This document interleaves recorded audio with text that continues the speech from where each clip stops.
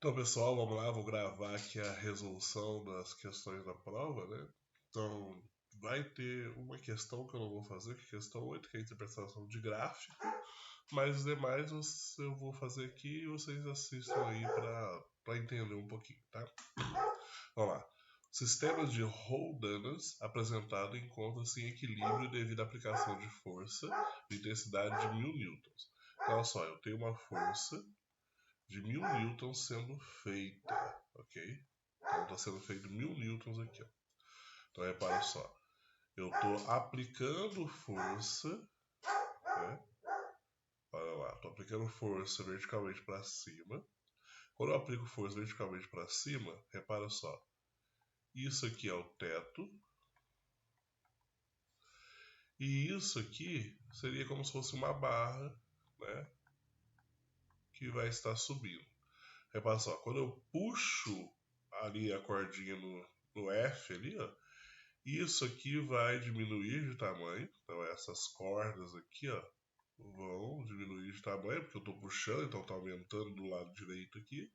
E essa barra como um todo vai subir, né? Essa que é a intenção. Então, ó, essa circunstância permite entender que, ao considerarmos esse sistema ideal, o peso da barra de aço é em newtons D. Então eu quero saber quanto vale o peso aqui, ó, que eu estou tentando medir. Ok? Essa que é a ideia. Isso aqui é um sistema de polias, né? E a gente sabe o seguinte, que a força que eu aplico no sistema de polias é a resistência, nesse caso, o peso, dividido por 2 elevado a n. Lembrando que o n é o número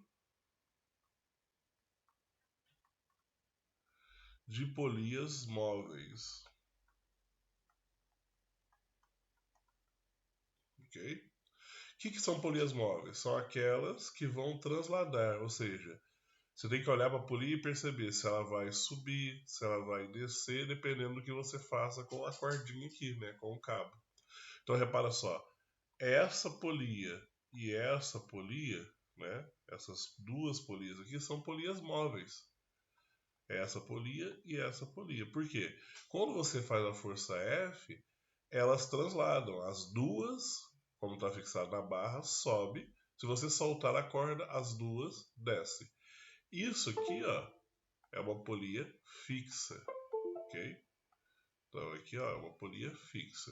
E as outras duas aqui são móveis. Então eu tenho duas polias móveis. Então vai ficar assim, ó, 1000 é igual a P sobre 2 elevado a 2.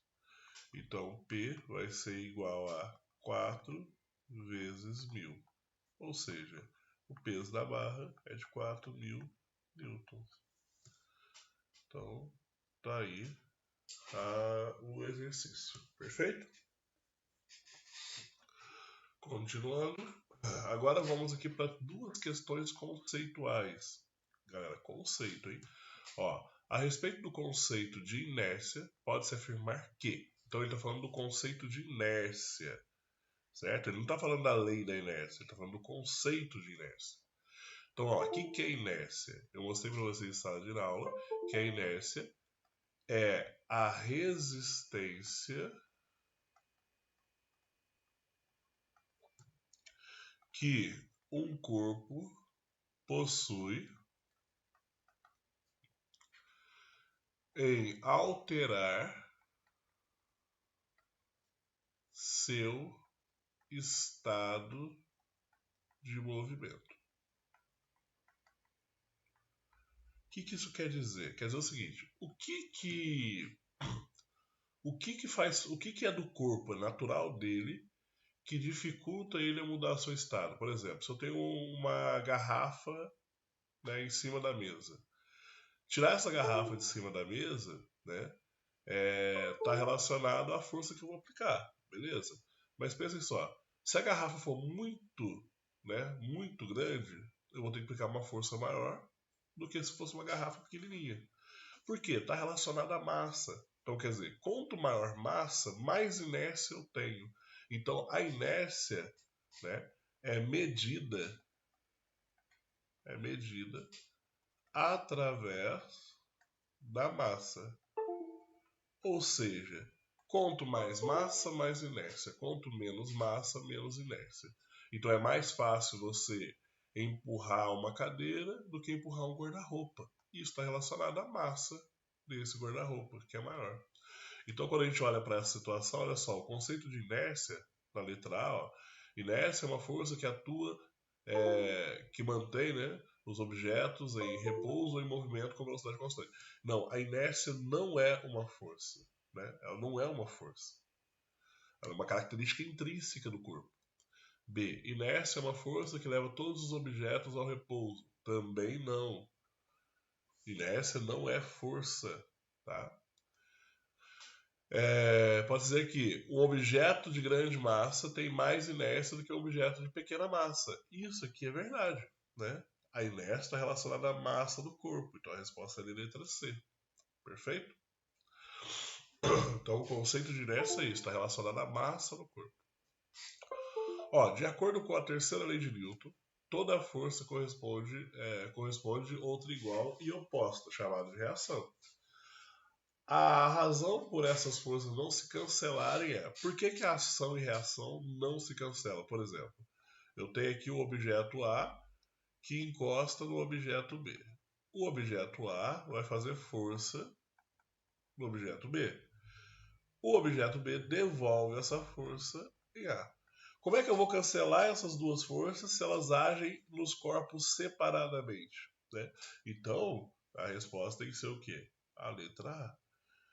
Elas agem em objetos diferentes. Como é que eu vou cancelar algo que age em objetos diferentes? Não faz sentido. Elas atuam por um longo período de tempo? Não, elas atuam exatamente no momento que estão atuando. Não tem nada a ver. A reação vai agir por muito tempo, por isso não pode ser cancelado. Não. A reação acontece exatamente no momento que foi feita a ação. É instantâneo. C. Elas não estão sempre na mesma direção? Tem que estar sempre na mesma direção. Isso é pré-requisito para aceleração e reação. Elas não estão sempre em sentidos opostos. Tem que estar sempre em sentido oposto. Ok? Olha lá, ó, corresponde, igual e oposta. Ou seja, tem que ser no sentido oposto. Não pode ser diferente disso. Então a resposta é a letra A. Mais duas questões aqui de mais uma questão de conceito e a outra que a gente vai fazer uma análise. Vamos lá. Tendo em vista a primeira lei de Newton é o princípio da inércia. Princípio, não conceito, tá? Princípio. Então agora é a lei de Newton. Pode-se afirmar que o que a primeira lei de Newton fala? Ela fala que um corpo tende a ficar no seu estado devido à inércia. Então, se ele está em movimento, permanece em movimento. Se ele está em repouso, permanece em repouso. Isso a lei da inércia diz. Né? Que ele tende a ficar no estado que está, seja de movimento, seja de repouso. Baseado nisso, a gente já consegue entender qual seria a resposta. Se um objeto está em repouso, não há força atuando sobre ele. Isso é mentira. Né? Tem força agindo, só que a força resultante é nula. E uma tendência natural dos objetos é buscarem permanecer em repouso. Não é obrigatoriamente ficar parado. Ela se aplica tanto a objetos em movimento retilíneo uniforme quanto a objetos em repouso. E isso é verdade. Então aqui, ó, a resposta, letra C. Beleza? Uma força sempre causa o movimento de um objeto? Não. Tem força que não é o suficiente para poder vencer a resistência, então não causa movimento. Né? Então essa que é a ideia. Então vamos agora para a questão 5. Um bloco de peso igual a 50 Newton encontra-se sobre uma balança no piso de um elevador. Se o elevador sobe com aceleração igual em modo a metade da aceleração da gravidade local, pode-se afirmar que, então vamos lá, o peso, a gente sabe que é massa vezes gravidade. Se o peso vale 50 newtons, a gravidade a gente sempre adota como 10, quer dizer que a massa desse corpo é de 5 kg. Isso é uma informação que pode ser extremamente útil. Tá aqui. Ele está dizendo também para a gente que a aceleração do elevador, né, é metade da aceleração da gravidade. E aí, né, para ninguém ficar com dúvida. Porque quando fala metade da aceleração da gravidade, ele está dizendo em modo, porque a gravidade pode ser positiva ou negativa, dependendo do referencial. Então, falo em módulo é o quê? Né, para considerar que eu tenho uma aceleração positiva aqui, ó, de 5 metros por segundo ao quadrado. Por que 5 metros por segundo ao quadrado? Porque a gravidade vale 10, né? A gente sempre adota 10. Essa que é a ideia. Então vamos pensar o seguinte, eu tenho aqui, ó, o elevador. Esse elevador está subindo acelerado, ele sobe com aceleração, né? Se ele sobe com aceleração, o peso dele está aqui, a normal vai ser maior do que o peso. Então a normal aumenta. Então a normal menos o peso é igual a massa vezes a aceleração. Então a normal é o peso mais a massa vezes a aceleração. Então a normal vai ser, o peso vale 50, a massa vale 5 e a aceleração é 5 também. Então quer dizer o quê? Eu vou ter que a normal vale 75 newtons. E aí, galera, a gente tem que entender o seguinte. Aqui já dá para poder ter uma noção. Se sobe com a aceleração, a normal tem que aumentar. Então a balança não poderia estar marcando 25. Então corta. O peso tem que alterar, então não pode ser inalterado. Ele vai dobrar, mas como ele vai dobrar, essa aceleração é metade, né? Então não faria muito sentido. Então eu já posso cortar aqui e eu responderia, né, de imediato a letra C. Perfeito? Então, vamos lá. Mais dois exercícios aqui de contas, né? Vamos fazer aqui. Consideremos um bloco de massa 2 kg, inicialmente em repouso, sobre uma superfície plana e horizontal sem atrito. A partir de determinado instante, as duas forças, F1 de 40 N e F2 de 30 N, passam a atuar sobre o bloco conforme o esquema abaixo. A intensidade da aceleração sofrida pelo bloco vale. Então, primeiro, eu vou usar a segunda lei de Newton. Força resultante é igual a massa vezes aceleração. Eu tenho que entender qual é a força resultante que atua. Aqui eu tenho que tomar um cuidado. Repara o seguinte, eu tenho uma força F com uma angulação de 60 graus. Então, quer dizer, existe uma parcela do F1 aqui agindo nessa direção e existe uma parcela do F1 agindo na direção vertical. A direção vertical não importa pra gente, o que importa é a direção horizontal. Então vai ser o quê? Vai ser essa componente aqui na direção horizontal, que vai ser o F1 vezes o cosseno de 60, né? Opa, aqui no corpo, vamos colocar para cá. Vai ser F1 vezes o cosseno de 60. É a decomposição de vetor.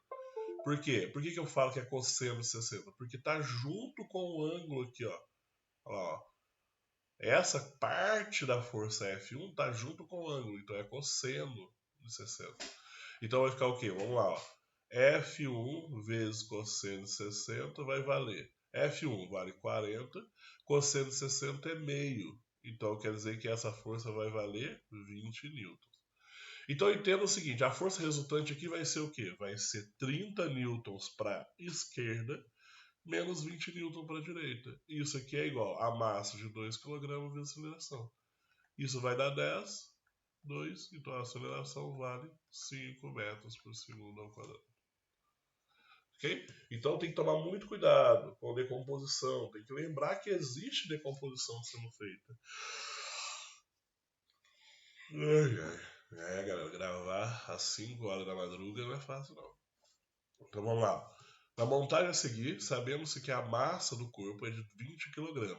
Qual é a reação normal que o plano exerce sobre o corpo? Então, ó, eu tenho um plano inclinado. Plano inclinado, eu sei que existe a força peso vertical para baixo e existe a normal, que é perpendicular à superfície. Então faz um ângulo de 90 graus.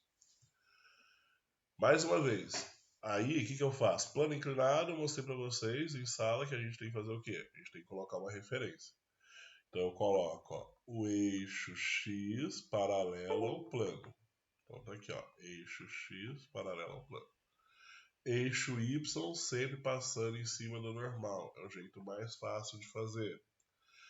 E aí, plano inclinado é o seguinte, o ângulo de inclinação do plano é exatamente o ângulo com que o peso está fazendo com o eixo Y.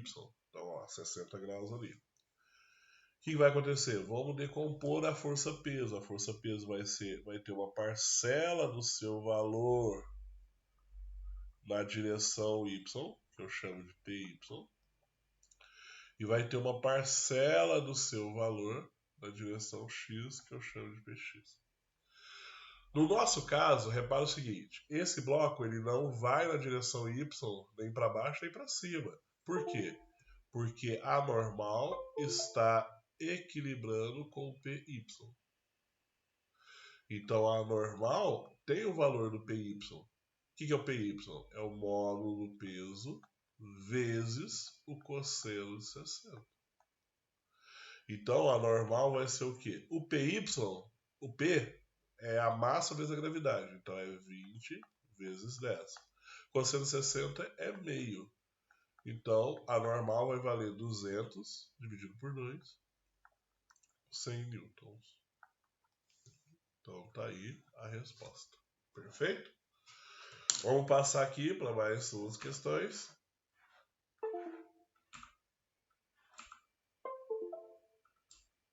Vamos lá, faz as duas últimas. A 8 eu não vou fazer porque a 8 é uma análise gráfica. Depois, se alguém tiver alguma dúvida, é só falar comigo que eu ajudo aí a entender o gráfico, tá?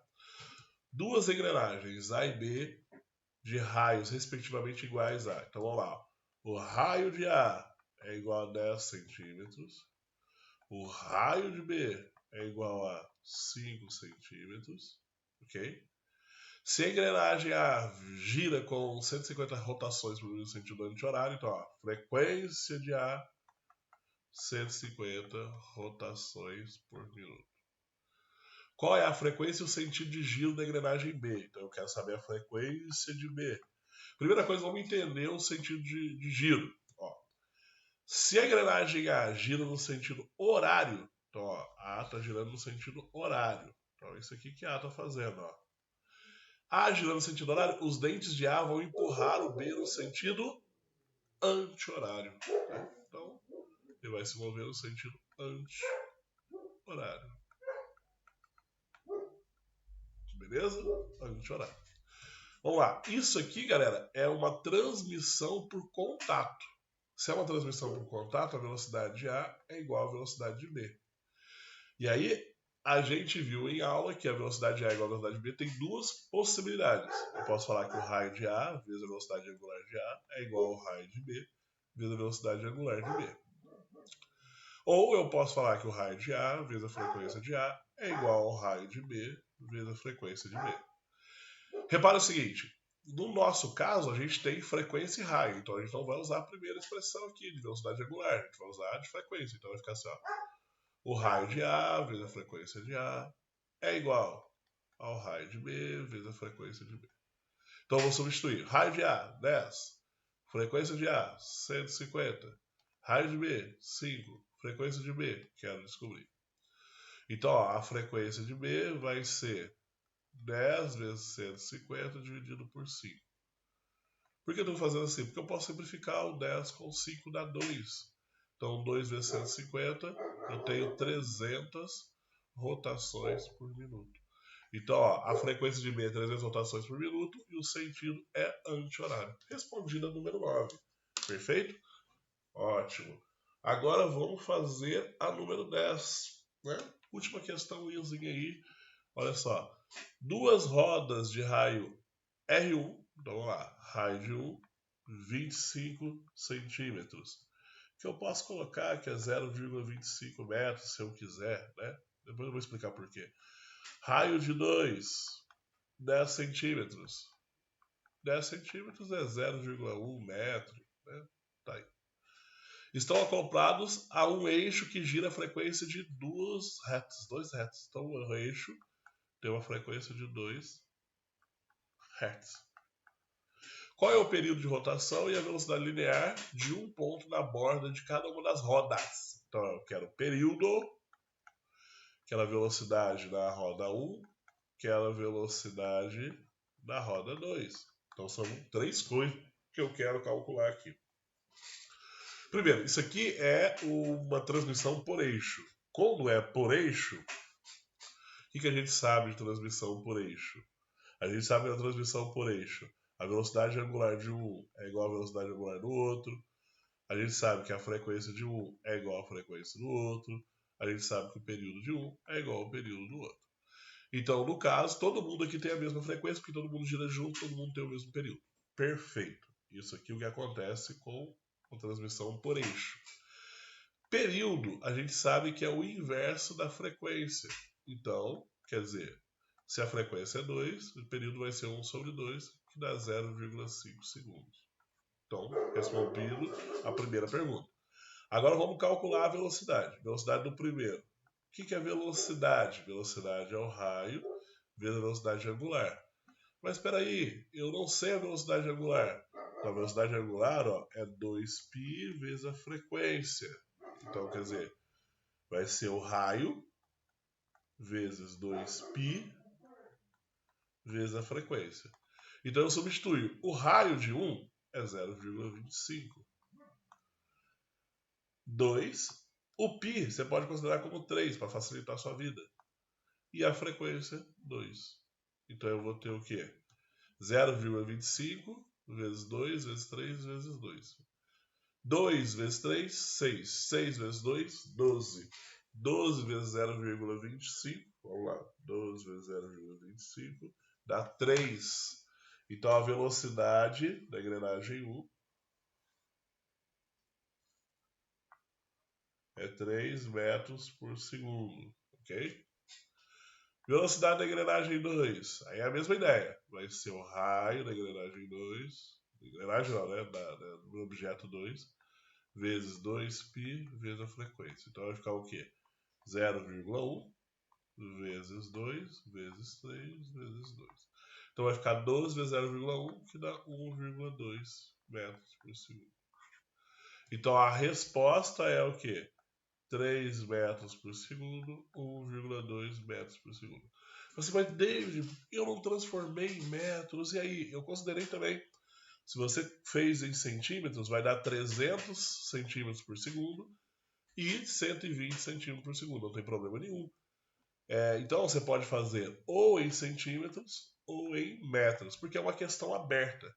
Se fosse uma questão fechada, você teria que olhar quais são as unidades da resposta sendo dada. Tá? Essa que é a ideia. Então, galera, é isso aí. A correção da prova está feita. Estudem, vejam os vídeos, refaçam exercícios.